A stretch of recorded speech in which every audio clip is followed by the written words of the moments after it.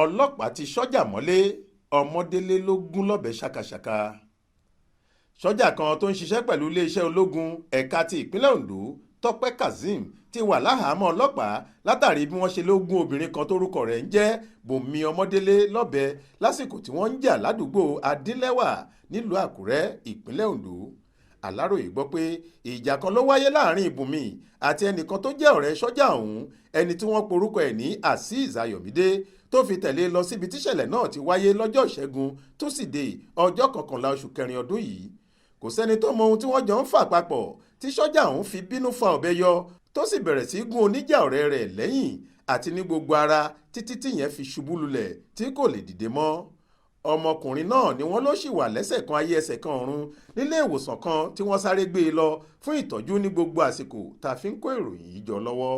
Nígbà tó ń fìdí ìṣẹ̀lẹ̀ ọ̀hún múlẹ̀, alukoro iléeṣẹ́ ọlọ́pàá ìpínlẹ̀ Ondo abilékọ Fúnmiláyọ̀ Ọdúnlámì ní sọ́jà náà ti wà lólú iléeṣẹ́ àwọn níbi tí wọ́n ti ń fọ̀rọ̀ wá lẹ́nu wò.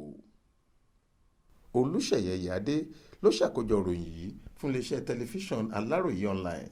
Faith Adébọ́lá ló kà á sétí ìgbọ́ yín.